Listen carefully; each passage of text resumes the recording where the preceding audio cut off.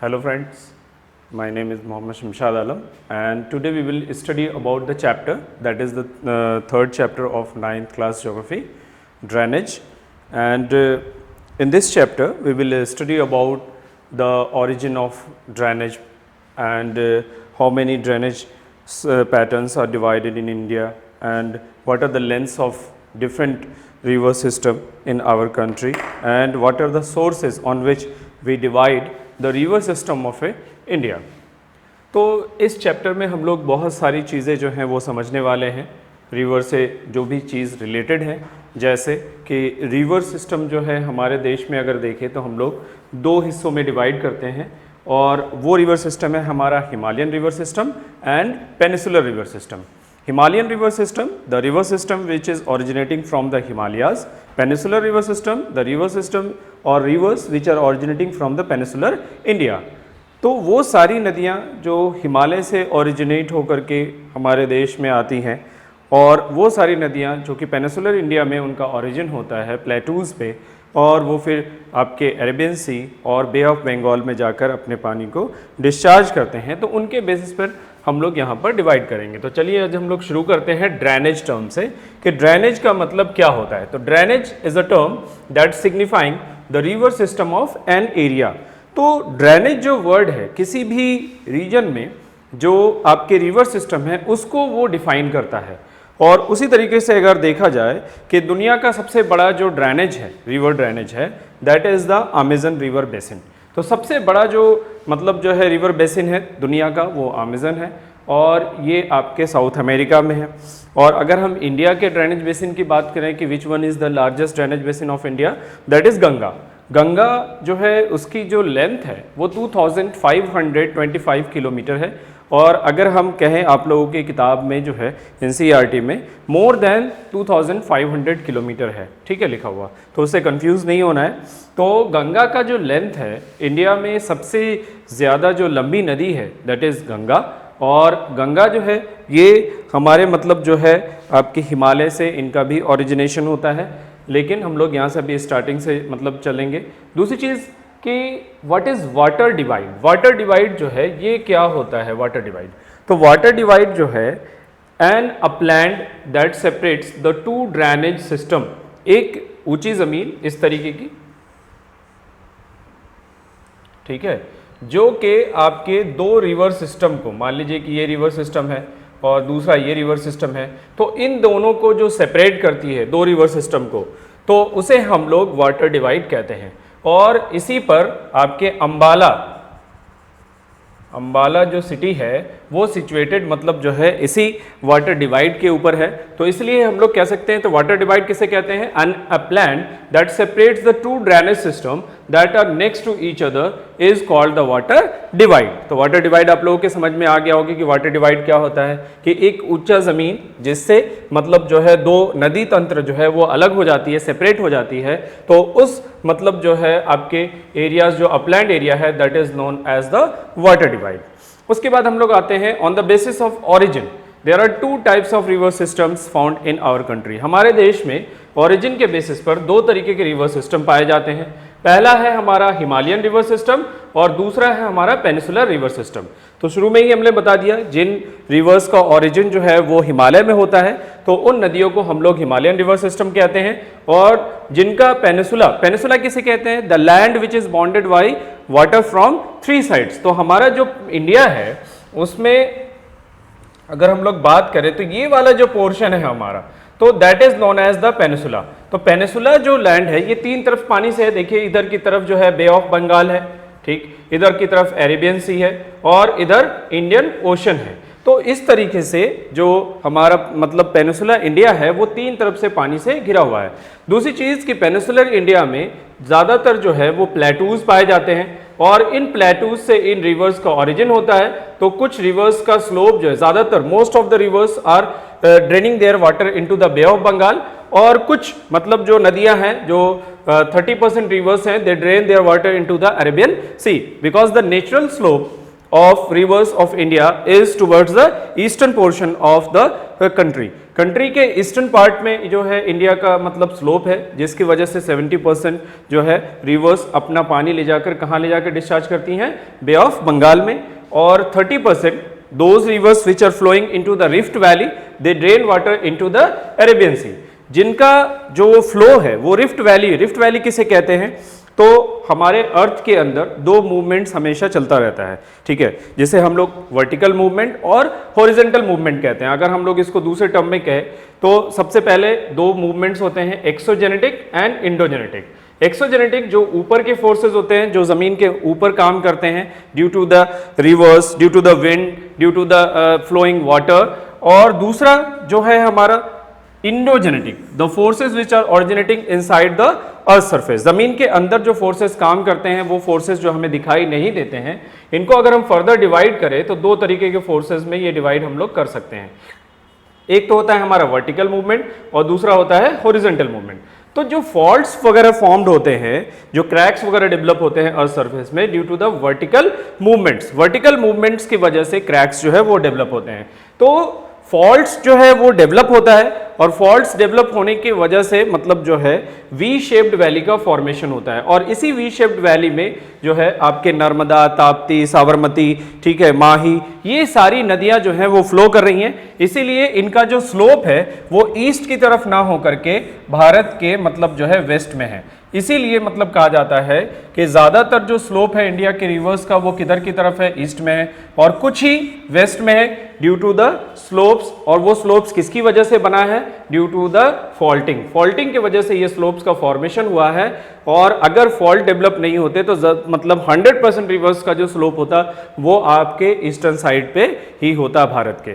तो इस तरीके से हम लोग देखते हैं। तो on the basis of origin we can divide the Indian river system into two types, the Himalayan river and the peninsular river. The next one Himalayan river. Himalayan rivers में यहाँ पर सारे हिमालयन रिवर्स को हम लोगों को नहीं पढ़ना है, ठीक है, इसमें तीन जो सबसे इंपॉर्टेंट महत्वपूर्ण हैं उन्हीं को हम लोग यहाँ पर पढ़ेंगे। और वो तीन इंपॉर्टेंट कौन कौन से हैं, तो आपका इंडस, उसके बाद the Ganga and the Brahmaputra. ये तीन हिमालयन रिवर सिस्टम जो हैं ये काफ़ी बड़े बड़े नदी हैं, बड़ी बड़ी नदियां हैं, और ये नदियां जो हैं इनमें बहुत सारे छोटे छोटे जो आपके ट्रिब्यूटरीज हैं वो इनको ज्वाइन करते हैं, ठीक है। तो आज हम लोग शुरू करेंगे कहाँ से, आपके ये तो हिमालयन रिवर सिस्टम हम लोगों ने समझ लिया। अब बात करते हैं हिमालयन रिवर सिस्टम में सबसे पहले आपके जो हमारा रिवर है दैट इज इंडस। इंडस एक ऐसा रिवर सिस्टम है जिसकी वजह से हमारे देश का जो है वो नाम भी पड़ा है। इंडस को हम लोग हिंदी में सिंधु नदी के नाम से भी जानते हैं, और ये हिस्टोरिकली काफ़ी ज़्यादा मतलब जो है फेमस है, क्योंकि हमारे कंट्री का नाम इसी मतलब जो है नदी के ऊपर जो है वो पड़ा है।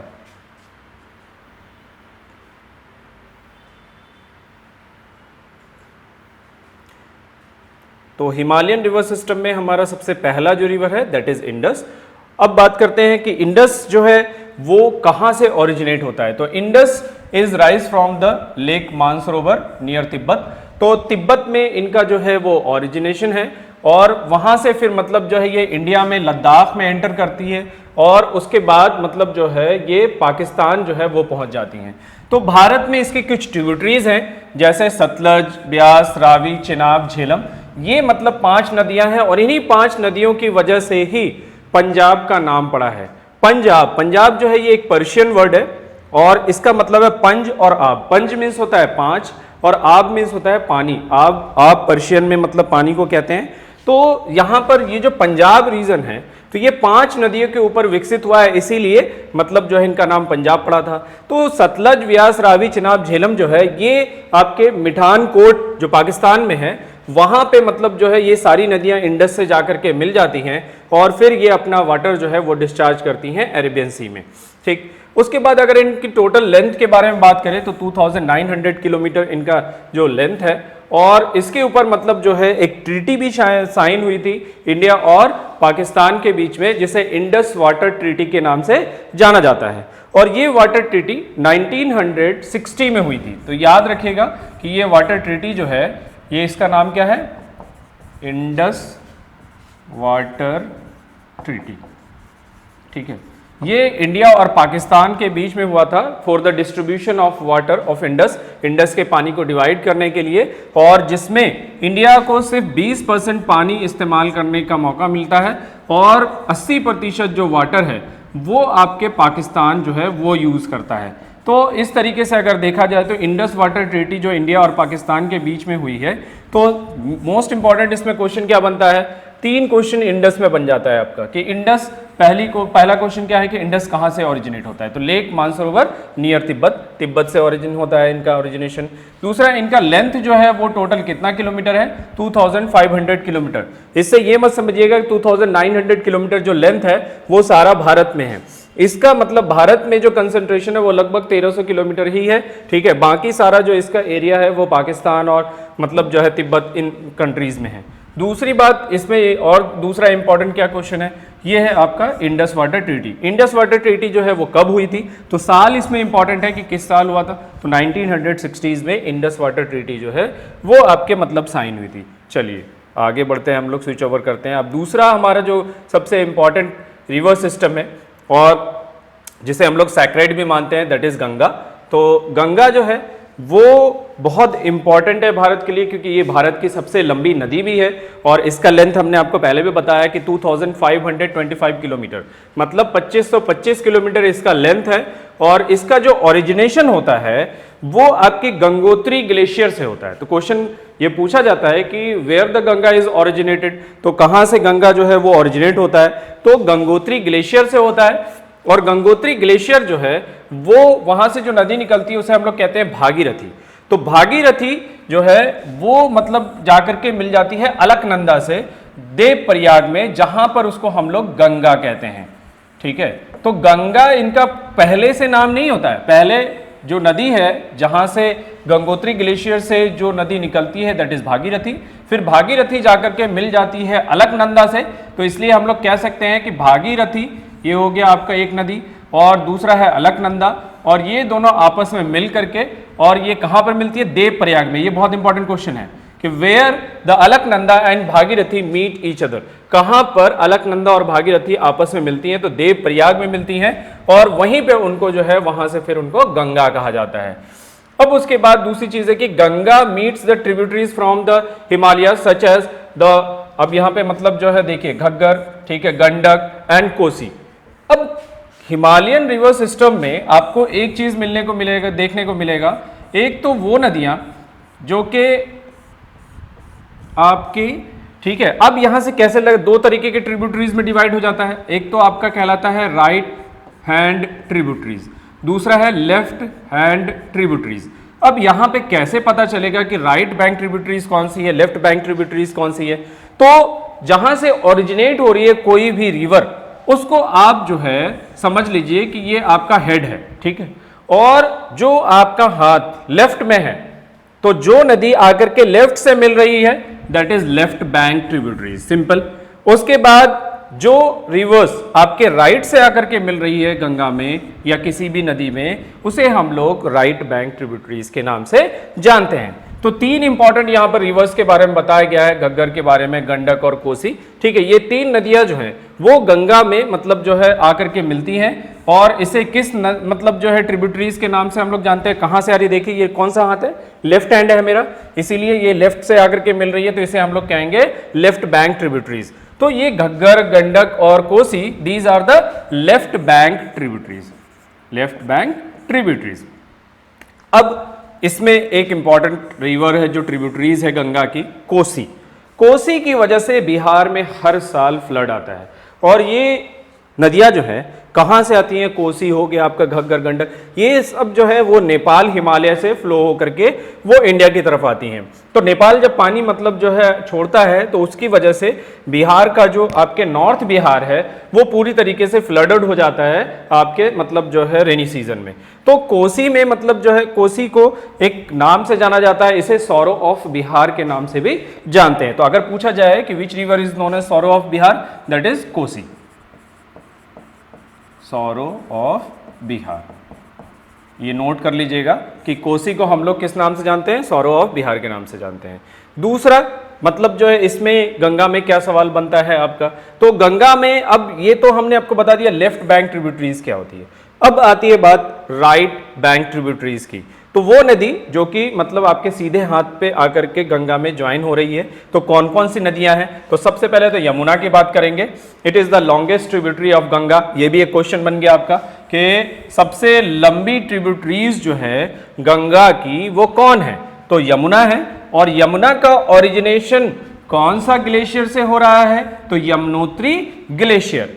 ठीक, अब यहां पर एक चीज हम ग्लेशियर ग्लेशियर बार बार कह रहे हैं, तो यहां पे चलिए थोड़ा सा आपको एक शॉर्ट में डिफरेंस बता देते हैं कि ये जो हिमालयन रिवर्स है और पेनिसुलर रिवर सिस्टम है, इनमें ब्रीफ में डिफरेंशिएट करने के लिए अगर आपको कहे तो कैसे कर सकते हैं, तो जनरली सबसे पहला आपका आंसर होगा कि generally the Himalayan rivers are perennial in nature. What is the meaning of perennial? The rivers which have water throughout the year. वैसी नदी जिसमें पूरे साल पानी रहता हो उसे हम लोग किस नाम से जानते हैं, तो पेरिनियल रिवर के नाम से जानते हैं। तो हिमालय से जितनी भी नदियां आ रही हैं उन सब में पूरे साल आपको पानी मिलेगा। क्यों? क्योंकि उनके जो सोर्सेज होते हैं वो ग्लेशियर होते हैं और ग्लेशियर में पूरे साल पानी रहता है और इस वजह से उनमें उन नदियों में पूरे साल पानी रहता है। तो गंगा हो गया आपका, यमुना हो गया आपका, फिर उसके बाद ब्रह्मपुत्रा हो गया, फिर उसके बाद आपके सतलज हो गया, फिर उसके बाद मतलब आपका इंडस हो गया। इन सब नदियों में पूरे साल पानी इसलिए रहता है because they are perennial in nature. But उसी अगर हम नेक्स्ट हैंड पर देखें कि पेनिसुलर इंडिया की जो नदियां होती हैं they are seasonal in nature, वो सीजनल होते हैं और सीजन में उनमें पानी मौजूद रहता है। फिर जब मतलब जो है आपके ड्राई सीजन आता है तो सारे पानी जो है उसके खत्म हो जाते हैं और मतलब ड्राई हो जाते हैं। तो इस वजह से मतलब ये मेजर डिफरेंस था दोनों का। दूसरा, हिमालयन रिवर्स जो होते हैं they make the intensive erosional activities, मतलब कि उनमें वाटर जो होता है वो बहुत ज्यादा होता है जिसकी वजह से वो डीप गॉर्जेस का निर्माण करते हैं। ठीक है, गॉर्जेस क्या होता है? Cutting down the under the surface of the अर्थ, मतलब जब वो पानी मतलब हाई एल्टीट्यूड से ऊपर से नीचे गिरता है तो वी शेप्ड की वैली का फॉर्मेशन करता है और वो इंडस भी करता है, गंगा भी करता है, ब्रह्मपुत्रा भी करता है, सभी मतलब जो है वी शेप्ड इनिशियल स्टेज में वी शेप्ड के गॉर्जेस जो है वो प्रोड्यूस करते हैं। क्योंकि रिवर्स को अगर हम लोग देखें तो इनके 3 स्टेज होते हैं। ठीक है, फर्स्ट, सेकेंड एंड थर्ड। तो फर्स्ट में जो है इसमें इरोजनल एक्टिविटीज जो है वो ज्यादा होती हैं।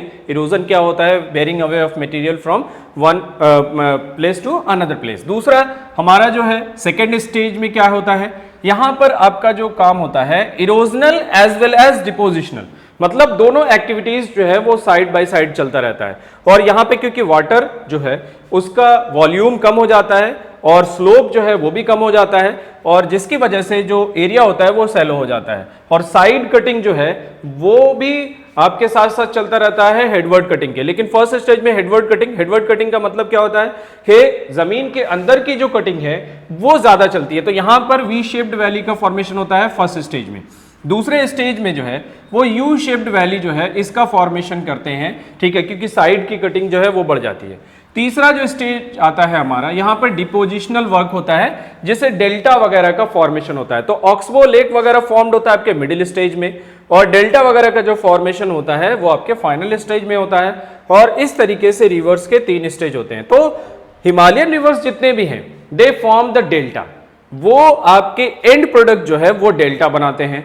लेकिन जो पेनिसुलर रिवर्स हैं दे फॉर्म्ड एस्चुरीज, ज्यादातर जो पेनिसुलर रिवर्स है जिनका फ्लो जो है वेस्ट की तरफ है दे फॉर्म्ड एस्चुरी, लेकिन जिनका फ्लो ईस्ट की तरफ है they also form the delta. Mahanadi, Godavari, Krishna, Kaveri, ये सारी नदियां जो है वो आपके डेल्टा का फॉर्मेशन करती हैं।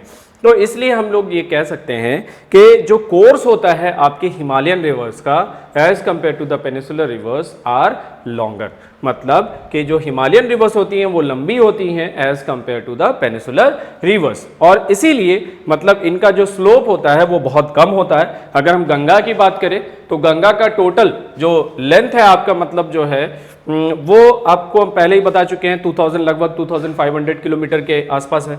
और अगर हम स्लोप्स की बात करें तो हर मतलब जो है 6 किलोमीटर पे 1 डिग्री स्लोप ही चेंज होता है गंगा का।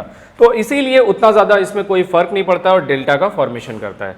तो अब हम लोग यहाँ पर फिर से स्विच ओवर कर लेते हैं यमुना के ऊपर। तो यमुना जो है ये गंगा की सबसे मतलब जो है लंबी मतलब जो है सहायक नदी है और लॉन्गेस्ट ट्रिब्यूटरी है, जो कि गंगा से इलाहाबाद में आकर के ज्वाइन करती है। और यमुना जो नदी है, यमुना के साथ ही मतलब चंबल, बेतवा, याद रखिएगा नाम, चंबल एंड बेतवा, ये दो जो ट्रिब्यूटरीज हैं ये यमुना की ट्रिब्यूटरीज हैं जो कि यमुना से ज्वाइन होती है, लेकिन ये यमुना के साथ आकर के गंगा से मिल जाती हैं। और कहां पर मिलती हैं? इलाहाबाद में। और इसीलिए इलाहाबाद को संगम कहा जाता है, क्योंकि यहां पर मतलब जो है गंगा और यमुना का मिलन होता है। उसके बाद दूसरी बात कि ये जो ट्रिब्यूटरीज है आपके चंबल, बेतवा, जिसको हम ऑलरेडी बता चुके हैं कि these are the tributaries of Yamuna. और उसके बाद आता है सोन। तो सोन रिवर और यमुना रिवर, ये दो जो ट्रिब्यूटरीज हैं आपकी जो गंगा से आकर के ज्वाइन होती हैं, तो आप ही देख लीजिए ये किधर से आकर के ज्वाइन हो रही है। ये मान लीजिए कि मतलब जो है नदी है, तो ये सारी नदियां कहां से आकर के ज्वाइन कर रही हैं? तो आपके ये हमारा लेफ्ट बैंक ट्रिब्यूटरीज था, और ये इधर से जब जा रहा है राइट हैंड, तो कौन सा ट्रिब्यूटरीज हो जाएगा? तो राइट बैंक ट्रिब्यूटरीज। तो गंगा में जो आपका यमुना है, उसके बाद सोन है, ये सारी इनकी राइट बैंक ट्रिब्यूटरीज हैं। तो क्वेश्चन क्या आता है कि कौन से राइट बैंक ट्रिब्यूटरीज है, कौन से लेफ्ट बैंक ट्रिब्यूटरीज है? तो राइट और लेफ्ट आपके समझ में आ गया कि सिंपल आपको फेस अपना याद रखना है, जहां से रिवर की ओरिजिन होती है तो उसको सर मान लेना है, और जो दोनों हाथ है आपके सिंपल, अगर लेफ्ट है तो वो लेफ्ट बैंक ट्रिब्यूटरीज हो जाएगी, अगर वो राइट से आकर के ज्वाइन कर रही है that is right bank tributaries. अब दूसरी चीज कि Ganga joint by the Brahmaputra, Ganga जो है वो ब्रह्मपुत्रा से भी मिलती है, और मिलने के बाद वहां पर एक डेल्टा का फॉर्मेशन करती है, जिसको गंगा ब्रह्मपुत्रा डेल्टा के नाम से भी जाना जाता है, और उसे सुंदरबन के नाम से भी जाना जाता है। तो it is the largest growing delta of the world, दुनिया का सबसे बड़ा डेल्टा जो है वो यही डेल्टा है, सुंदरबन डेल्टा, जिसे हम लोग गंगा ब्रह्मपुत्रा डेल्टा के नाम से भी जानते हैं। और ये नाम जो सुंदरबन वहां पर ट्रीज पाया जाता है, सुंदरी ट्री, और ये एक फॉर्म है मैंग्रोव फॉरेस्ट का, ठीक है, जो कि मतलब मार्शी लैंड्स वगैरह में, स्वैम्पी एरियाज वगैरह में, क्योंकि इनका जो रूट्स होता है वो हमेशा पानी में ही रहता है, तो वहां पे ग्रो होते हैं। तो ये जो जोन है आपका, ये वाइल्ड टाइगर के लिए भी बहुत ज्यादा फेमस है, ठीक है, बंगाल में जो टाइगर पाए जाते हैं वो सुंदरबन में ही पाए जाते हैं, तो वाइल्ड टाइगर के लिए भी ये फेमस है। तो गंगा और ब्रह्मपुत्रा मतलब जो है आपस में मिलती हैं, और जब मिल करके ये बांग्लादेश पहुंचती हैं तो इनका नाम बदल जाता है, और इनको वहां पर पद्मा के नाम से जानते हैं। ये बहुत इंपॉर्टेंट क्वेश्चन है कि गंगा ब्रह्मपुत्रा आपस में मिल करके जब बांग्लादेश में एंटर करती हैं तो गंगा का नाम क्या हो जाता है भाई? तो गंगा का नाम हो जाता है पद्मा। ठीक, चलिए बहुत अच्छे। अब आगे आते हैं कि गंगा जो है हमारा ये इतना इंपॉर्टेंट रिवर है, लेकिन इसको लोगों ने मतलब जो है गंदा कर दिया है, हम लोगों ने गंदा कर दिया है, और उसके बहुत सारे मतलब पॉल्यूशन के बहुत सारे रीजन है, लेकिन उस पर हम नहीं जाएंगे, हम लोग बात करेंगे गंगा एक्शन प्लान पे। तो गंगा एक्शन प्लान 1985 में 1985 में गंगा एक्शन प्लान जो है वो लॉन्च किया गया। इसको मतलब शॉर्ट में आप गैप भी कह सकते हैं, G for Ganga, A for action, P for plan. तो Ganga action plan was launched in 1985, 1985 में गंगा एक्शन प्लान जो है वो लॉन्च किया गया था, और ये 2000 ईस्वी तक जो है ये चला था। और उसके बाद जब बीजेपी अभी पावर में आई तो जून 2014 में मतलब जो है इन्होंने नमामि गंगे जो प्रोजेक्ट है वो लॉन्च किया गंगा को साफ करने के लिए। तो इस तरीके से गंगा जो है हमारा रिवर सिस्टम जो था वो कंप्लीट हो गया। अब आगे की तरफ चलते हैं, ब्रह्मपुत्रा रिवर सिस्टम।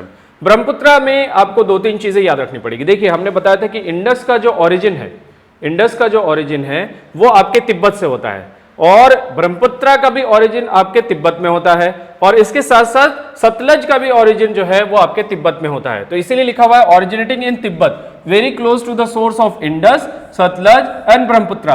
तो इसका मतलब है कि ये तीनों नदियां भारत में इनका ओरिजिन नहीं है, ये तीनों कहां से आती है? तिब्बत में आती है, और तिब्बत किसका ऑक्यूपाइड एरिया है? चाइना का। तो इसका मतलब है कि ये सारी नदियां जो हैं वो ट्रांस हिमालयन जोन में पाई जाती हैं, ट्रांस हिमालयन जोन। अब ये ट्रांस हिमालयन जोन क्या होता है? हम लोग जानते हैं कि हम लोगों ने सेकंड चैप्टर में पढ़ा था कि हिमालय को हम लोग मतलब जो है 3 पैरेलल रेंजेस में डिवाइड करते हैं, ठीक है, और वो है आपका हिमाद्री, दूसरा है हिमाचल, और तीसरा है शिवालिक। तो ये 3 जोन है, लेकिन जो हमारा हिमाद्री है, हिमाद्री से ऊपर का जो हिमालय है that is known as the trans Himalayan zone. तो ये हमारे मतलब जो है कंट्री से ये काफी ऊपर है, तिब्बत में है। तो ट्रांस हिमालयन जोन में कौन कौन से रिवर ऑरिजिनेट होता है? Indus, Sutlej and Brahmaputra. अब अगर हम ब्रह्मपुत्रा की बात करें, ठीक है, ब्रह्मपुत्रा का नाम जो है वो चेंज होता रहता है अलग अलग कंट्रीज में। तो इनको मतलब जो है सांगपो के नाम से भी जाना जाता है, या इनको यारलांग ज़ैंगबू के नाम से भी जाना जाता है, ठीक है, या इनको मतलब जो है अलग अलग नाम से अलग अलग कंट्रीज में इनको जाना जाता है। तो आइए हम लोग देखते हैं कहाँ कहाँ क्या जाना जाता है। तो ब्रह्मपुत्रा इसका जो एंटर है भारत में वो अरुणाचल प्रदेश में ये एंटर करती है, और अरुणाचल प्रदेश में एंटर करने के बाद मतलब जो है दिहांग गॉर्ज के मतलब जो है सहारे ये आपके भारत में एंटर कर जाती है। और ब्रह्मपुत्रा किस चीज़ के लिए फेमस है? तो मतलब जो है रेनी सीजन में ब्रह्मपुत्रा में फ्लड आ जाता है। फ्लड आने का मेन रीजन क्या है कि इसका जो स्लोप है वो बहुत ज़्यादा स्टीप है, बहुत ज़्यादा पतला है। पानी जब मतलब एक साथ इसमें जमा होता है तो पानी ओवरफ्लो आ जाता है, जिसकी वजह से असम और बंगाल में मतलब जो है ब्रह्मपुत्रा की वजह से फ्लड आ जाता है। दूसरी चीज़ कि इसमें सिल्ट वगैरह जो है वो भी डिपॉजिट हो जाता है, तो वो भी एक कारण है इसमें फ्लड आने के लिए। तो ब्रह्मपुत्रा का अलग अलग जगह पे नाम है, तो नाम ही मेन इंपॉर्टेंट है। दूसरी चीज, ब्रह्मपुत्रा में एक रिवराइन आइलैंड है जिसका नाम है मजौली आइलैंड। मजौली आइलैंड, ठीक है। It is the largest riverine island of the world, मतलब रिवर के द्वारा सबसे बड़ा दुनिया का आइलैंड जो है वो ब्रह्मपुत्रा नदी पर स्थित है, जिसका नाम है मजौली आइलैंड। दूसरा, इसमें एक और इंपॉर्टेंट क्वेश्चन है कि ब्रह्मपुत्रा नदी जब बांग्लादेश में एंटर करती है तो इसका नाम जो है वो बदल जाता है और इसको वहां पर जमुना के नाम से जानते हैं। आप कंफ्यूज मत होइएगा, क्योंकि एक है यमुना और ये है जमुना। तो Yamuna is a tributary of Ganga, Yamuna जो है वो गंगा की ट्रिब्यूटरी है, और जमुना जो है इसे ब्रह्मपुत्रा को बांग्लादेश में मतलब जो है लोग कहते हैं। चलिए, तो ये इस तरीके से आपका कंप्लीट हो गया ये ब्रह्मपुत्रा नदी भी। अब ब्रह्मपुत्रा के बाद हम लोग पेनिसुलर रिवर्स की बात करेंगे। तो पेनिसुलर रिवर्स में महानदी, गोदावरी, कृष्णा, कावेरी, ये सारी नदियां जो हैं वो पेनिसुलर मतलब जो है नदियां हैं, और ताप्ती भी आ जाता है इसमें, नर्मदा भी आ जाता है। तो ये सारी नदियां जो है आपके पेनिसुलर है, लेकिन जिनका ईस्ट में ओरिजिन हो, जो अपना पानी ईस्ट में ले जाकर के डिस्चार्ज करती हैं, मतलब बे ऑफ बंगाल में, उनमें आता है महानदी, गोदावरी, कृष्णा, कावेरी। लेकिन जो अपना पानी अरेबियन सी में ले जाकर के डिस्चार्ज करते हैं तो ताप्ती, नर्मदा, माही, साबरमती, ये सारी नदियां जो है अपना पानी ले जाकर के अरेबियन सी में डिस्चार्ज करती हैं। तो उनके आधार पर भी हम पेनिसुलर रिवर्स को फर्दर दो हिस्सों में डिवाइड कर सकते हैं। आइए हम लोग शुरू करते हैं गोदावरी से। गोदावरी ये मतलब जो है साउथ इंडिया की सबसे लंबी नदी है, और इसीलिए इनको दक्षिण गंगा के नाम से भी जाना जाता है। और गोदावरी का जो ओरिजिन है ये नासिक, महाराष्ट्र में नासिक मतलब जो है डिस्ट्रिक्ट से इनका होता है, और ये भारत की सबसे मतलब जो है अगर दक्षिण भारत की हम लोग बात करें तो सबसे लंबी नदी है, और इनका सबसे इंपॉर्टेंट है ट्रिब्यूटरीज। तो गोदावरी की ट्रिब्यूटरीज कौन कौन सी है? तो पूर्णा, वर्धा, ठीक है, प्राणहिता, उसके बाद वैनगंगा, पैनगंगा, मंजारा। तो ये सारी ट्रिब्यूटरीज हैं जो कि मतलब गोदावरी को बड़ा बनाने में मतलब जो है कारगर सिद्ध होती हैं। उसके बाद अगर हम लोग बात करें, ठीक है, because of its length area Godavari is known as the Dakshin Ganga, जो ऑलरेडी हम लोग डिस्कस कर चुके हैं। उसके बाद Godavari drains into the bay of Bengal, अपना पानी ले जाकर कहां डिस्चार्ज करती हैं? तो बे ऑफ बंगाल में डिस्चार्ज करती हैं। द महानदी बेसिन, महानदी जो है ये भी आपकी मतलब जो है लंबी नदी है, लेकिन इसका लेंथ जो है ओनली 860 किलोमीटर है, और इनका जो ओरिजिनेशन है वो छत्तीसगढ़ में मतलब जो है होता है, और ये छत्तीसगढ़ से उड़ीसा की तरफ जाते हुए बे ऑफ बंगाल में अपना पानी ले जाकर के डिस्चार्ज करती हैं। और किन किन मतलब एरियाज में, किन किन राज्य में भारत मतलब जो है भारत की ये पानी शेयर करती है? महाराष्ट्र, उड़ीसा, झारखंड और छत्तीसगढ़, इन राज्यों में इनका वाटर डिस्ट्रीब्यूशन जो है वो एग्जिस्ट करता है। उसके बाद बात करते हैं कृष्णा बेसिन। कृष्णा बेसिन, कृष्णा का जो लेंथ है वो है 1400 किलोमीटर, और इसका ओरिजिन है आपके महावालेश्वर, ठीक है, महावालेश्वर से इनका ओरिजिन होता है, और इनकी ट्रिब्यूटरीज जो है वो है भीमा, मूसी, ठीक है, फिर उसके बाद मतलब जो इंपॉर्टेंट है वो है तुंगभद्रा। तो ये सारी मतलब जो है आपके ट्रिब्यूटरीज हैं जो कि आपके पेनिसुलर इंडिया की हैं। उसके बाद कृष्णा बेसिन के ऊपर जो है, कृष्णा नदी के ऊपर जो है वो आपके एक डैम बना हुआ है जो बहुत इंपॉर्टेंट है, नाग अर्जुन सागर डैम। चलिए, तो हमारी नेक्स्ट जो नदी है वो है आपके नर्मदा बेसिन। और नर्मदा का जो लेंथ है वो है 1312 kilometre and it originated from the Amarkantak plateau Madhya Pradesh. Madhya Pradesh में इनका ओरिजिन होता है और वहां से ये मतलब निकलती है। और नर्मदा जो है ये रिफ्ट वैली में फ्लो करती है। तो ये इंपॉर्टेंट क्वेश्चन है कि longest river which are flowing into the rift valley, तो कौन सी वो नदी है जो कि रिफ्ट वैली में फ्लो करती है और सबसे लंबी नदी है।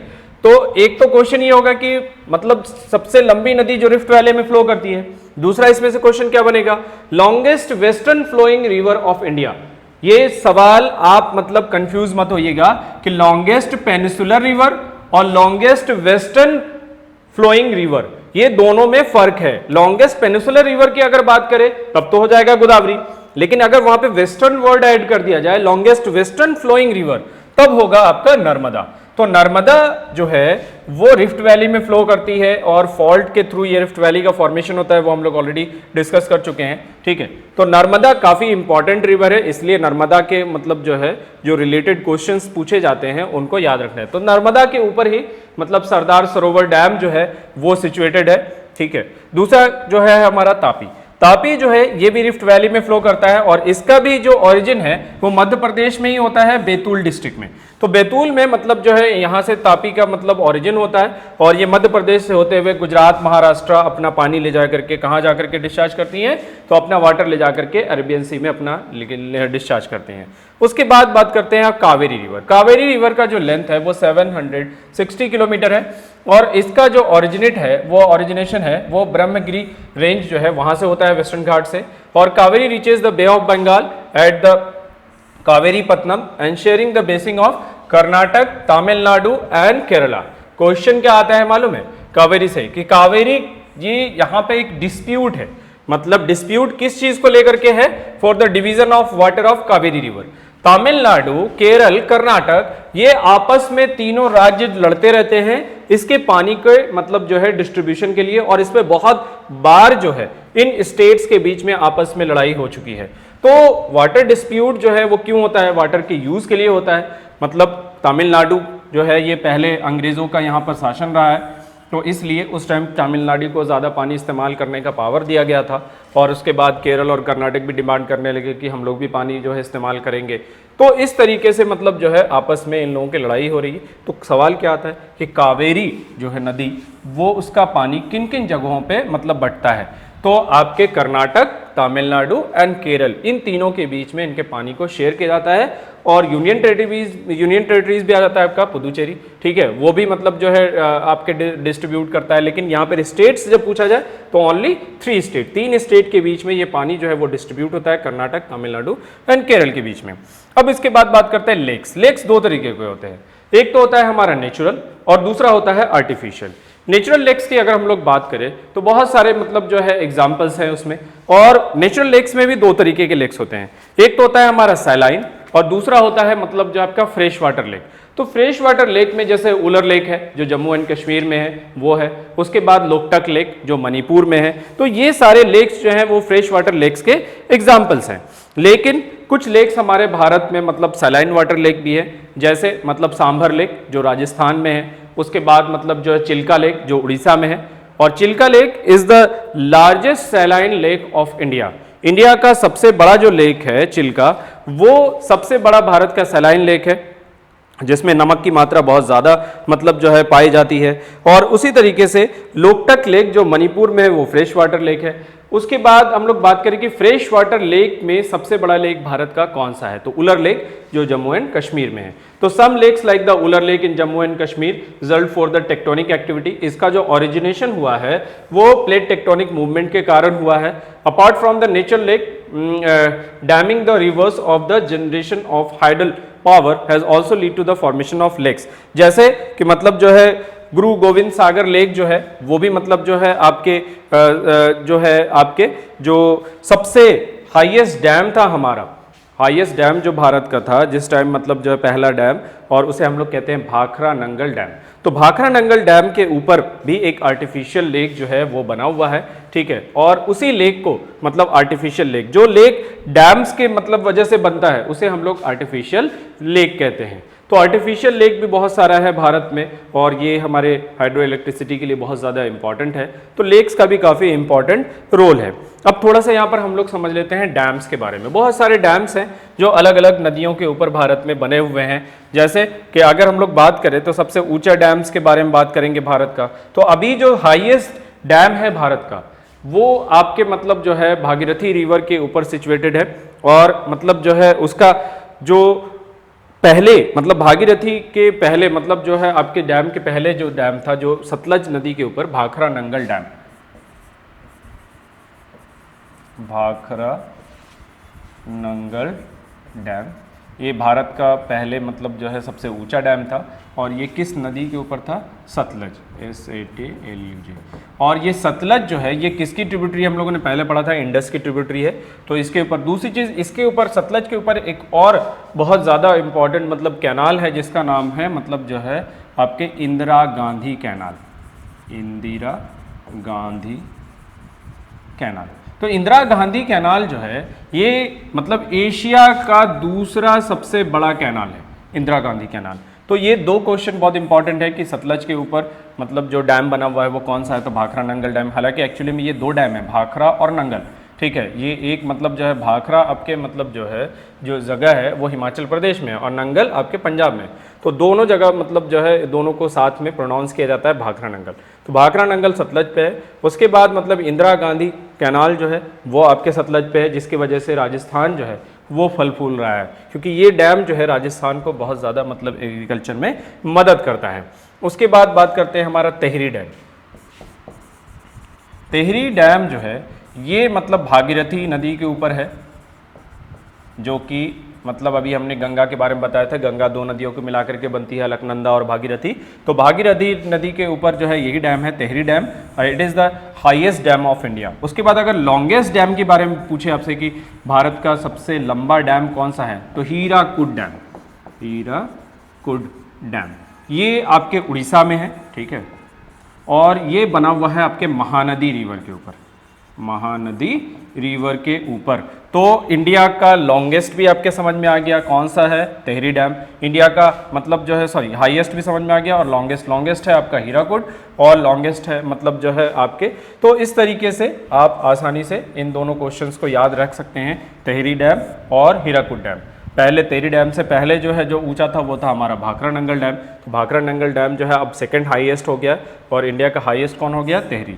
लॉन्गेस्ट कौन है? हीराकुड। अभी भी फिलहाल भी हीराकुड ही है जो कि उड़ीसा में है और ये महानदी रिवर के ऊपर सिचुएटेड है।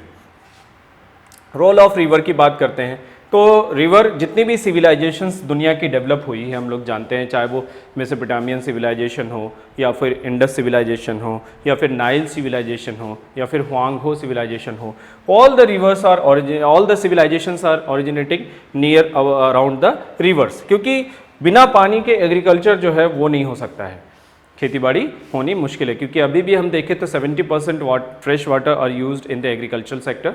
एग्रीकल्चर सेक्टर में ही सबसे ज़्यादा पानी का इस्तेमाल होता है। तो पानी जो है वो इंसान के लिए बहुत इम्पॉर्टेंट है, इसीलिए मतलब जो है लेकिन हम लोग क्या कर रहे हैं, उस पानी की कद्र जो है वो नहीं करते हैं। इसी वजह से पानी जो है वो दिन ब दिन जो है वो पॉल्यूट होता जा रहा है और रिवर्स पॉल्यूट होते जा रहे हैं और दिन ब दिन इनका जो नामो निशान है वो ख़तरे में है। ठीक, चलिए तो रिवर्स हम लोगों का कंप्लीट हो गया और उनमें से कुछ इंपॉर्टेंट मैं मतलब क्वेश्चंस आप लोगों को समझा देता हूँ किस तरीके से क्वेश्चन आ सकता है। तो पेरिनियल वर्ड से क्वेश्चन आ जाएगा आपको कि पेरिनियल रिवर सिस्टम जो है क्या होता है। थोड़ा सा मैं ड्रेनेज पैटर्न्स के बारे में बता देता हूँ। दो ड्रेनेज पैटर्न्स काफ़ी इंपॉर्टेंट है, ठीक है। पहला ड्रेनेज पैटर्न है डेंड्रेटिक। डेंड्रेटिक ड्रेनेज पैटर्न क्या होता है? तो dendritic drainage pattern tree like structure, जो रूट्स होते हैं मतलब ट्रीज के, उसकी तरह होता है, क्योंकि the rivers which are originating in the hard surface they follow there the original slopes, मतलब नेचुरल स्लोप्स के ऊपर जो है उनका फ्लो होता है और वो अपने आप मतलब जो है डायरेक्शन चूज कर लेती है। तो ऐसी नदियों को हम लोग डेंड्रेटिक रिवर पैटर्न कहते हैं। दूसरा है हमारा ट्रेलिस। ट्रेलिस क्या होता है? तो ट्रेलिस जो है जहां पर hard and soft rock parallelly पाए जाते हो, तो हार्ड रॉक का तो इरोजन नहीं हो सकता है, ठीक है, सॉफ्ट का हो सकता है। तो इसीलिए कहा जाता है कि the rivers which join the tributaries eight there right angle, मतलब वैसी ट्रिब्यूटरीज जो राइट एंगल पे ज्वाइन करती है एक दूसरे को, उसे हम लोग मतलब जो है ट्रेलिस रिवर पैटर्न के नाम से जानते हैं। ठीक है, और भी है मतलब जो है रेडियल ड्रेनेज पैटर्न, लेकिन वो उतना इंपॉर्टेंट नहीं है आपके लिए, तो इसलिए मैंने इंपॉर्टेंट आपको बता दिया। उसके बाद आ सकता है क्वेश्चन गंगा से, कि गंगा मतलब जो है हमारी सबसे इंडिया की सबसे लंबी नदी क्या है, या फिर लेंथ मैच करने के लिए दे देंगे आपको कि किस नदी का जो लेंथ है वो सही नहीं है, तो इसलिए लेंथ आप लोगों को थोड़ा बहुत याद करना पड़ेगा। ठीक है, कि गंगा का कितना है, उसके बाद गोदावरी का कितना है, कृष्णा का कितना है, कावेरी का कितना है, नर्मदा का कितना है, ताप्ती का कितना है, मतलब आपको 8-10 मतलब जो रिवर्स के जो लेंथ है वो याद करने पड़ेंगे। आपको ट्रिब्यूटरीज जो है वो थोड़ा बहुत आपको ध्यान रखना पड़ेगा कि किसकी कौन सी ट्रिब्यूटरीज है, और राइट बैंक ट्रिब्यूटरीज कौन सी है, लेफ्ट बैंक ट्रिब्यूटरीज कौन सी है, वो सब भी आपको याद रखना पड़ेगा। चलिए अब नेक्स्ट चैप्टर की तरफ हम लोग स्विच ओवर करते हैं 9th के, और वो क्या है हमारा 4th chapter, that is the climate.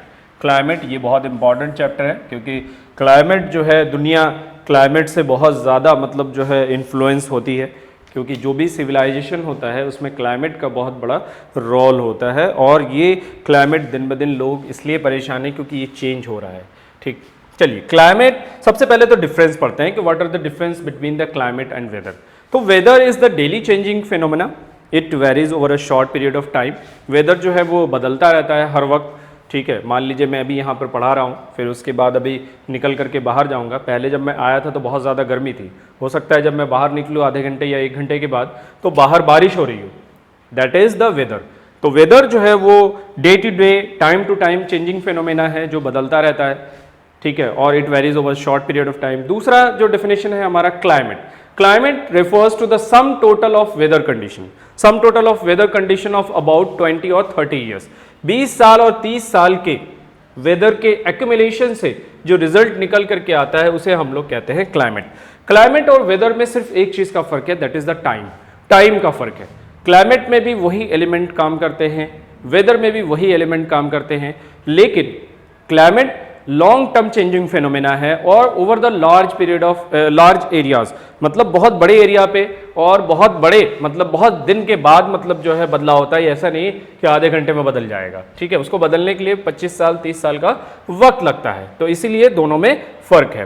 तो अगर हम लोग बात करें अपने देश में ही, आप देख लीजिए विद इन द कंट्री कितना ज़्यादा वेरिएशन है हमारे देश में, कि जो क्लाइमेट है वो अगर हम बात करें कि नॉर्थ ईस्ट में कैसा मौसम है, आपके नॉर्थ वेस्ट में कैसा मौसम है, नॉर्थ में कैसा मौसम है, साउथ में कैसा मौसम है, तो आपको हर जगह डिफरेंट मतलब जो है मिलेगा, कोई कहीं पर कोई सिमिलरिटीज़ नहीं मिलेगी। अगर हम लोग बात करते हैं कि इंडिया का, देखिए कि वेरिएशन देखिए किस तरीके से है। अगर हम टेम्परेचर की बात करें तो एक जगह ऐसा है जो कि कोल्डेस्ट प्लेस है, दैट इज द्रास वैली जो लद्दाख में है, इंडिया का कोल्डेस्ट प्लेस। उसके बाद इंडिया का अगर हॉटेस्ट प्लेस की हम लोग बात करें, जैसलमेर राजस्थान, ठीक है, वो हॉटेस्ट प्लेस है।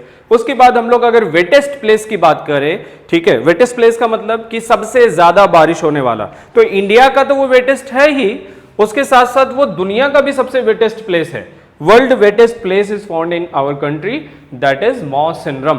और मौसिनरम कहाँ पे है? ये मेघालय में है, और यहाँ पर दुनिया की सबसे ज्यादा बारिश मतलब जो है होती है। उसके बाद अब बात कीजिए, कह रहे हैं कि मौसिनरम में खूब बारिश हो रही है, लेकिन उसी के अपोजिट अगर हम लोग देखें राजस्थान में या फिर हरियाणा में या फिर पंजाब में, इन सब जगहों पे उतनी ज़्यादा बारिश नहीं होती है। तो एक ही कंट्री के अंदर इतना ज़्यादा वेरिएशन है। उसके बाद हम लोग बात कर रहे हैं डायरनल रेंज ऑफ टेम्परेचर, अलग अलग जगह का अलग अलग डायरनल रेंज ऑफ टेम्परेचर होता है। डायरनल रेंज ऑफ टेम्परेचर क्या होता है? The difference between the hottest and the coldest temperature with in 24 hours, 24 घंटे के अंदर जो हॉटेस्ट टेम्परेचर है और कोल्डेस्ट टेम्परेचर है, उन दोनों को जब डिफरेंस बहुत ज़्यादा आता है तो डायरनल रेंज ऑफ टेम्परेचर हम मैक्सिमम कहेंगे। अगर उनका डिफरेंसेस कम आता है तो diurnal range of temperature minimum होगा। तो हम अगर बात करें तो राजस्थान में सबसे ज़्यादा डायरनल रेंज ऑफ टेम्परेचर होता है। कैसे? तो राजस्थान में क्या होता है कि आपके डे टाइम में सूरज की रोशनी जो है डायरेक्टली मतलब जो है ज़मीन पर आ जाती है, सरफेस पे आ जाती है, और सरफेस जो है वो गर्म हो जाता है। अब ये डायरेक्टली क्यों आती है? क्योंकि हम लोग जानते हैं कि डेजर्ट एरिया में क्लाउड जो है वो डिसअपियर होता है, क्लाउड नहीं होता है। तो क्लाउड, आपको शायद मालूम नहीं है कि सबसे ज़्यादा जो रिफ्लेक्शन करता है सोलर रेज को वो क्लाउड ही करता है, अबाउट 27%, मतलब 27% एनर्जी को ये उसी टाइम वापस कर देता है। अब सोचिए कि यहाँ पर 27% एनर्जी तो है नहीं, डायरेक्टली वो 27% हमारे जमीन के ऊपर आ रहा है। तो डे टाइम में मान लीजिए कि 50 डिग्री सेल्सियस टेम्परेचर है यहाँ का सपोज, ठीक, और उसके बाद रात में क्या कंडीशन होगी, तो रात में ये सारे टेम्परेचर जो है दोबारा से रिटर्न चले जाएंगे। अभी तो दिन में ये आ रहे हैं, ठीक है, और रात में ये वापस चले जाएंगे। क्यों? क्योंकि इनको रोकने वाला कोई नहीं है, क्योंकि क्लाउड नहीं है जो उनको जाने के टाइम भी रोके। तो क्लाउड जो है वो हमारे टेम्परेचर को मेंटेन करने में भी मदद करता है। तो रात में क्लाउड है नहीं, तो ये जितनी एनर्जी आई उतनी एनर्जी वापस चली गई। तो रात का टेम्परेचर कितना हो गया, 15 डिग्री सेल्सियस। तो अब यहां पर देखिए कि दिन का टेम्परेचर हमारा था 50 डिग्री, रात का टेम्परेचर था 15 डिग्री, तो दोनों का डिफरेंस अगर हम निकालेंगे तो दैट इज 35 डिग्री सेल्सियस। तो 35 डिग्री सेल्सियस, तो डायरनल रेंज ऑफ टेम्परेचर कितना ज्यादा हो गया। अगर उसी के कंपेरेटिव हम कन्याकुमारी की बात करें, ठीक है, कन्याकुमारी जो हमारा सदर्न मोस्ट लैंड पॉइंट है इंडिया का, अगर हम कन्याकुमारी की बात करें तो यहां पर डायरनल रेंज ऑफ टेम्परेचर आपको 2 से 3 डिग्री सेल्सियस ही मिलेगा। क्यों? क्योंकि ये एरिया जो है, ये जोन जो है वो आपके इक्वेटर के पास जो है वो पाया जाता है, नियर अबाउट द इक्वेटर। और हम लोग जानते हैं कि जो सोलर रेज है, जैसे जैसे हम पोल्स की तरफ बढ़ते हैं तो सोलर रेज स्लैंटिंग होती जाती हैं, और जैसे जैसे हम इक्वेटर की तरफ आते हैं सोलर रेज वर्टिकल होती जाती है। तो वर्टिकली इनको जो है शॉर्ट ड्यूरेशन में ज़्यादा इंसुलेशन मिल जाता है, जिसकी वजह से यहाँ का टेम्परेचर जो है हाई होता है। दूसरी चीज़, यहाँ पर टेम्परेचर का उतना ज़्यादा फर्क नहीं होता है डे एंड नाइट में, जिसकी वजह से डायरनल रेंज ऑफ टेम्परेचर जो है वो मिनिमम आपको कहाँ देखने को मिलेगा, साउथ इंडिया में, और मैक्सिमम आपको कहाँ मिलेगा देखने को, डिजर्ट एरियाज में, या फिर मतलब जो है आपके जो हिमालयन माउंटेन्स रीजन है वहां पर भी आपको देखने को मिल सकता है। तो maximum diurnal range of temperature India में कहाँ पाया जाता है, तो राजस्थान में पाया जाएगा, क्योंकि वहां पर डिजर्ट्स हैं। अब इंडियन क्लाइमेट की अगर हम लोग बात करें तो हमारा क्लाइमेट कैसा है, तो सबसे important that is the monsoon type. हमारा क्लाइमेट कैसा है, मानसून। अब थोड़ा सा मानसून समझ लेते हैं कि what is the meaning of monsoon, ये होता क्या है मानसून। तो मानसून जो वर्ड है ये अरबिक वर्ड से बना है मौसम, और मौसम का मतलब होता है सीजन, मतलब मौसम, और ये वर्ड अरब से आया था और इसको दिया था ग्रेट अल मसूदी। अल मसूदी जो थे ये एक ट्रैवलर थे, ट्रेडर थे, ठीक है, और इसको ज्योग्राफर भी कह लीजिए।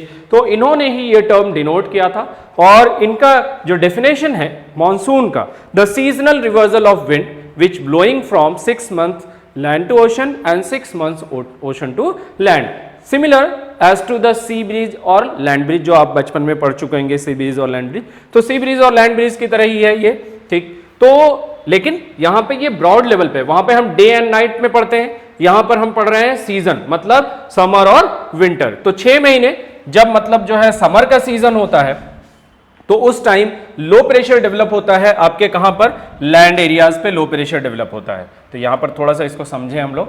तो मान लीजिए कि ये हमारा देश है, ठीक है, कंट्री है, पेनिसुलर पार्ट इंडिया का ये हिमालय है, और इसके नीचे हमारे तीनों तरफ जो है वो वाटर है। तो समर सीजन अभी लो प्रेशर कहां पे होगा, क्योंकि टेम्परेचर और प्रेशर का हमेशा अपोजिट रिलेशनशिप रहता है। जहां पे टेम्परेचर ज्यादा होगा प्रेशर लो होगा, जहां पर प्रेशर मतलब हाई होगा वहां पे टेम्परेचर लो होगा। तो अगर हम समर की बात करते हैं तो समर में क्या होता है कि जमीन जो है वो जल्दी गर्म हो जाती है as compare to the water. तो land heated more quickly as compare to the water, और इसकी वजह से they develop the low pressure zone and it acts like as a magnet, और ये मैग्नेट की तरह काम करेगा और सारे पानी को अपनी तरफ अट्रैक्ट कर लेगा। तो समर सीजन में आप समझ में आए कि बारिश गर्मी में क्यों होती है इंडिया में, क्योंकि ये समर में लो प्रेशर डेवलप कर लेते हैं, और लो प्रेशर जो है वो जो पानी है आपके ओशंस में उनको अपनी तरफ अट्रैक्ट कर लेता है, और जिसकी वजह से मतलब जो है हमारे देश में मॉनसून का आगमन होता है। और ये मॉनसून वर्ड किसने दिया था वो याद रखने की जरूरत है, दैट इज अल मसूदी ने दिया था, और ये अरबिक वर्ड है, अरब से लिया गया है, और इसीलिए क्योंकि ये अल मसूदी जो थे वो अरब के थे, इन्होंने ही मतलब ये वर्ड जो है वो भारत को दिया था मॉनसून। तो भारत का कैसा क्लाइमेट है, मॉनसूनल क्लाइमेट है इंडिया का, और वो मॉनसूनल क्लाइमेट क्यों डेवलप होता है उसके बहुत सारे फैक्टर हैं। अब यहाँ पर देखते हैं differences in Indian climate. The summer temperature of Rajasthan is about 50 degree Celsius, but in Jammu and Kashmir it's only 20 degree Celsius. वही जब आप लोगों को मैंने बताया, हालांकि अब आप जम्मू एंड कश्मीर मतलब जो है वो डिवाइड हो चुका है आपके 2 यूनियन टेरिटरीज में, और वो 2 यूनियन टेरिटरीज हमारी क्या है आपको मालूम ही है, जम्मू एंड कश्मीर एंड लद्दाख। ये दो मतलब divide. In winter the Jammu and Kashmir temperature is -45 degree Celsius but in Trivandrum that is only 22 degree Celsius. तो गर्मी के दिनों में देखिए टेम्परेचर मतलब जो है आपके क्या होता है, तो विंटर में तो हम लोग समझ गए कि विंटर में जो है टेम्परेचर और ज्यादा चिल्ड रहेगा, कहां पर, कश्मीर में। लेकिन उसी के देखिए यहाँ पे त्रिवेंद्रम में गर्मी का सीजन मतलब जो है चल रहा है, वहां पे क्या होगा, और सर्दी में देखिए 22 डिग्री सेल्सियस टेम्परेचर है। तो ऐसा कैसे हो रहा है, क्योंकि अभी हमने बताया कि डायरनल रेंज ऑफ टेम्परेचर जो साउथ इंडिया का है, जितने भी भारत के दक्षिण तो मतलब जो है राज्य हैं, उनका वहां पर टेम्परेचर का डिफरेंस बहुत कम होता है, क्योंकि सोलर एनर्जी जो सोलर रेडिएशन जो है वो वहां पर वर्टिकल पड़ती है। अब उसके बाद हम लोग देखते हैं कि रेन के बारे में हमने आपको बता ही दिया कि इंडिया में सबसे ज़्यादा जो रेन है वो कहाँ होता है, तो मौसिनरम। तो मौसिनरम याद रखिएगा नाम, ये बहुत इंपॉर्टेंट क्वेश्चन है, मौसिनरम, ठीक है, वेटेस्ट प्लेस ऑफ इंडिया, ठीक है, wettest place of India, Bharat में सबसे ज़्यादा मतलब बारिश होने वाला ये जगह है। दूसरा, अगर हम लोग बात करें कि इंडिया के किस स्टेट में विंटर में रेनफॉल होता है, दैट इज तमिलनाडु। तमिलनाडु भारत का वाहिद ऐसा राज्य है जो कि विंटर में ज्यादा बारिश रिसीव करता है as compare to the summer, क्योंकि यहां पर जो बारिश होती है वो आपके बे ऑफ बंगाल ब्रांच से बारिश होती है, और ये बारिश आपके मतलब जो है, हालांकि इंडिया में जो मानसून है वो है साउथ वेस्ट मानसून, मतलब हमारे देश में जो बारिश होती है वो किस मानसून के कारण होती है, साउथ वेस्ट के। इसको थोड़ा सा समझते हैं हम लोग, साउथ वेस्ट क्या होता है। हम लोग जानते हैं कि हम लोग का जो देश है वो मतलब जो है इक्वेटर से ऊपर है, और कितने डिग्री लैटिट्यूड पर है, 8 डिग्री 4 मिनट, 8 डिग्री 4 मिनट से हमारे देश का लोकेशन शुरू होता है लैटिट्यूडनली। तो जब गर्मी के दिनों में प्रेशर बेल्ट शिफ्ट होता है ऊपर की तरफ, ट्रेड विंड जो है ये शिफ्ट होता है ऊपर की तरफ, जिसे हम लोग कहते हैं ITCZ, inter tropical convergence zone. तो जब ये ट्रेड बेल्ट गर्मी के दिनों में लो प्रेशर डेवलप होता है इंडिया में, और लो प्रेशर की वजह से ये आपके मतलब जो है शिफ्ट हो जाता है ऊपर, और इसी वजह से ये लो प्रेशर अट्रैक्ट करता है पानी को भारत की तरफ। तो जो पानी मतलब भारत की तरफ आता है वो एंटर करता है इंडिया में वेस्ट से, और वेस्टर्न पार्ट जो है इंडिया का, और वहां पे कौन सा ऐसा स्टेट है जहां से एंटर करता है, दैट इज द केरला। तो केरल में तो क्वेश्चन अगर आए कि which state receive the first shower of monsoon, monsoon का पहला जो बारिश का मतलब बूंद है वो कहां पड़ता है, तो केरल में पड़ता है, और वो टाइम क्या होता है, तो first week of June, first week of June, तो जून के महीने से शुरू होता है। दूसरी चीज यहां पर ये याद रखना है आपको कि यहीं से जो इंडिया के मतलब जो है वेदर मतलब जो है कंट्रोलर होते हैं, वो यहीं से जान लेते हैं कि भारत में मॉनसून लेट आएगा या फिर पहले आ गया है। अगर जून से पहले आ गया तो मतलब जो है प्री मॉनसूनल रेनफॉल हो गया, अब अगर बाद में आया तो लेट मॉनसून कहलाता है, हम लोग सब जानते हैं। तो भारत में केरल जो राज्य है वहां से इंडिया मॉनसून जो है वो एंटर करता है, और जो है किस टाइम, तो फर्स्ट वीक ऑफ जून, जून के पहले हफ्ते में ही भारत के मतलब केरल राज्य में ये मॉनसून एंटर कर देता है। तो भारत में देखिए मॉनसून आया कहां से, साउथ से आया। दूसरी चीज एंटर कहां से किया भारत में, वेस्ट से किया, इसीलिए इस मॉनसून का नाम क्या कहलाया, साउथ वेस्ट मॉनसून, क्योंकि हमारे इक्वेटर के मतलब जो है दक्षिणतम बिंदु से इधर की तरफ आया है हमारे कंट्री में, और किधर की तरफ से दाखिल हुआ है, वेस्ट की तरफ से, इसीलिए इस मॉनसून को हम लोग साउथ वेस्ट मॉनसून कहते हैं। तो इंडिया में 70% रेनफॉल जो है वो साउथ वेस्ट मॉनसून से होता है, और जो हमारा दूसरा वाला है साउथ ईस्ट मॉनसून, तो इससे कुछ ही राज्य हैं जो पानी मतलब जो है इनको मिलता है, जिसमें तमिलनाडु है। तो तमिलनाडु किस सीजन में मतलब बारिश होती है, विंटर सीजन में। इसीलिए यहां पर आपको एक क्वेश्चन यहां पर बहुत इंपॉर्टेंट है, तमिलनाडु में एक चीज कंपलसरी है, क्या कंपलसरी है, को अगर मतलब किसी ने rain water harvesting system develop नहीं किया तो roof top rain water harvesting system is compulsory in Tamil Nadu, because आप लोग सब जानते हैं यहां पर पानी की कमी है, गर्मी में बारिश होती नहीं है, सर्दी में बारिश होती है, तो सर्दी के पानी को मतलब जो है वो लोग जमा करके रखते हैं और फिर गर्मी के दिनों में इस्तेमाल करते हैं। तो इस तरीके से तमिलनाडु जो है, दो क्वेश्चन यहाँ पे इंपॉर्टेंट बना कि तमिलनाडु विंटर में रेनफॉल रिसीव करता है, उसके बाद किस स्टेट में मतलब रूफ टॉप रेन वाटर बनाना कंपलसरी है, अगर नहीं होगा तो आपको 6 महीने की जेल हो जाएगी। तो तमिलनाडु जो है वहां पर ये कंपलसरी है। उसके बाद हम लोग आते हैं क्लाइमेटिक, मतलब जो है कंट्रोल्स के क्या क्या फैक्टर जो है वो क्लाइमेट को कंट्रोल करते हैं।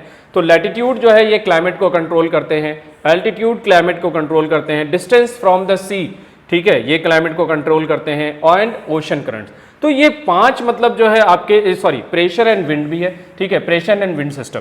तो ये जो 5 मतलब जो है आपके फैक्टर्स है जो कि किसी भी कंट्रीज के क्लाइमेट को ये इन्फ्लुएंस करते हैं। तो उनमें क्या क्या चीज़ है, लैटिट्यूड, एल्टीट्यूड, ठीक है, एल्टीट्यूड के मतलब ऊंचाई, और लैटिट्यूड का मतलब जो हमने ग्लोब के ऊपर आपको बता ही दिया, ठीक है, नॉर्थ इक्वेटर से मतलब जो है नॉर्थ की तरफ और इक्वेटर से साउथ की तरफ। उसके बाद ocean currents, distance, pressure and wind system. तो इंडिया में मतलब मेन 3 ही मतलब फैक्टर्स इंपॉर्टेंट है, ठीक है, और वो आगे हम लोग यहाँ पे डिस्कस करेंगे। अब यहाँ पे factors affecting the Indian climate, India में कौन कौन से फैक्टर्स, लैटिट्यूड, लैटिट्यूड तो करता ही है, जैसे जैसे हम ऊपर इक्वेटर से ऊपर की तरफ जाते हैं टेम्परेचर और प्रेशर में चेंजेस आते हैं जो कि मतलब जो है मानसून को इफेक्ट करता है। दूसरा है हमारा एल्टीट्यूड, एल्टीट्यूड भी मतलब जो है इफेक्ट करता है। उसके बाद आपके प्रेशर एंड विंड सिस्टम, ये भी इफेक्ट करता है। प्रेशर एंड विंड सिस्टम में अभी हम लोग पढ़ेंगे upper air circulation, that is known as the jet airways, ठीक है। उसके बाद वेस्टर्न डिस्टर्बेंस, ठीक है, तो जेट स्ट्रीम, ठीक है, और ये फिर उसके वेस्टर्न डिस्टर्बेंस और pressure and wind system. Pressure, India lies in the region of north easterly wind, India जो है वो किस रीजन में है, जहां पर नॉर्थ ईस्टर्ली विंड जो है वो फ्लो करती हैं, that is known as the trade wind. तो trade wind which are blowing north east in the northern hemisphere and south east in the southern hemisphere. तो नॉर्थ ईस्ट में northern hemisphere से blow होती है और south east में southern hemisphere से blow करती है। तो ट्रेड विंड जब आपस में ये मिक्स हो जाती हैं तो यही दोनों मिलकर के ITC Z का फॉर्मेशन करती हैं, इंटर ट्रॉपिकल कन्वर्जेंस जोन का, और जिसे हम लोग बाद में मॉनसून ट्रफ के नाम से भी जानते हैं, क्योंकि समर सीजन में हमने बताया था कि लो प्रेशर डेवलप होता है इंडिया की तरफ, और उसमें तिब्बतन प्लेटू का भी मतलब जो है एक अच्छा खासा रोल है, क्योंकि उसमें मैग्नेटिक रेडियो एक्टिव एलिमेंट्स पाए जाते हैं जो कि हीट को डेवलप करते हैं, और उसके वजह से एक मैकेनिज्म तैयार होता है जो कि लो प्रेशर क्रिएट करता है। उसके बाद बात करते हैं हमारा जो अपर एयर सर्कुलेशन है। तो wind travel from the low pressure area, तो ये तो बहुत आसान है कि विंड जो है वो हाई प्रेशर एरिया से लो प्रेशर एरिया की तरफ जो है वो मूव करता है, और मतलब जो है इसी तरीके से जो अपर एयर सर्कुलेशन है हमारे वार्म एंड मतलब जो है कोल्ड करंट्स का वो मूव होता है। तो जेट स्ट्रीम जो है वो जेट स्ट्रीम आपके 2 जेट स्ट्रीम में डिवाइड हो जाता है। तो जेट स्ट्रीम के बारे में थोड़ा सा समझते हैं। जेट स्ट्रीम की जो ऊंचाई है ये आपके अपर ट्रोपोस्फीयर में इसको फ्लो करता है, किसमें, अपर ट्रोपोस्फीयर। आप जानते होंगे कि एटमॉस्फेयर को जो है वो 4 लेयर्स में मतलब जो है जनरली डिवाइड किया जाता है, ट्रोपोस्फीयर, स्ट्रेटोस्फीयर, ठीक है, मेसोस्फीयर, फिर उसके बाद आइनो एंड एक्सो, मतलब जो है आपके लास्ट वाला जो है उसको डिवाइड किया जाता है 2 हिस्सों में। तो ट्रोपोस्फीयर जो है ये लोअर मोस्ट लेयर है एटमॉस्फेयर का, और ट्रोपोस्फीयर के ऊपर के हिस्से में लगभग 12 किलोमीटर की ऊंचाई पर अपर एयर मतलब जो है हमारा जो करंट्स है वो ब्लो होता है, जिसे हम लोग जेट स्ट्रीम के नाम से जानते हैं। लेकिन अगर हम जेट स्ट्रीम की बात करें तो जेट स्ट्रीम अलग अलग सीजन में अलग अलग मतलब जो है ऊंचाई पे जो है इनका ब्लो होता है। अगर हम लोग बात करें कि जेट स्ट्रीम कितने से कितने डिग्री लैटिट्यूड तक ब्लो करता है, तो 27 से 30 डिग्री तक जो है ये आपके नॉर्थ में ब्लो करता है, और अगर हम दक्षिण भारत की बात करें तो वहां पर 14 डिग्री सेल्सियस पे, तो मतलब ईस्टर्ली जेट स्ट्रीम जिसे हम लोग कहते हैं वो 14 डिग्री लैटिट्यूड पर ब्लो होता है, ठीक है। तो इसे हम लोग अपर एयर ईस्टर्ली जेट स्ट्रीम के नाम से भी जानते हैं। तो 14 डिग्री वाला जो है ये क्या है, अपर एयर ईस्टर्ली जेट स्ट्रीम, जो कि पेनिसुलर इंडिया में ब्लो होता है, और ये किस सीजन में ब्लो होता है आपके, तो गर्मी के सीजन में जो है ब्लो होता है। उसके बाद वेस्टर्न डिस्टर्बेंस की हम लोग बात करते हैं। वेस्टर्न डिस्टर्बेंस जो है ये मेडिटेरियन सी की वजह से ये इंपैक्ट होता है भारत के ऊपर, और इसकी वजह से भारत में सर्दी जो है वो पहले आ जाती है, और मतलब जो है ड्यूरिंग द मंथ्स ऑफ सितंबर अक्टूबर, मतलब इसके महीने में जो हमारा कश्मीर है और उसके बाद पंजाब है, ठीक है, हिमाचल है, इन सबको मतलब जो है रेनफॉल और मतलब जो है आपके स्नोफॉल, ये सारी चीज़ें जो है वो रिसीव करने को मिलती हैं। तो वेस्टर्न डिस्टर्बेंस जो है ये भी मतलब जो है एक क्लाइमेट को इफेक्ट करता है हमारे देश के। उसके बाद दूसरा जो सबसे इंपॉर्टेंट है हमारे इसमें,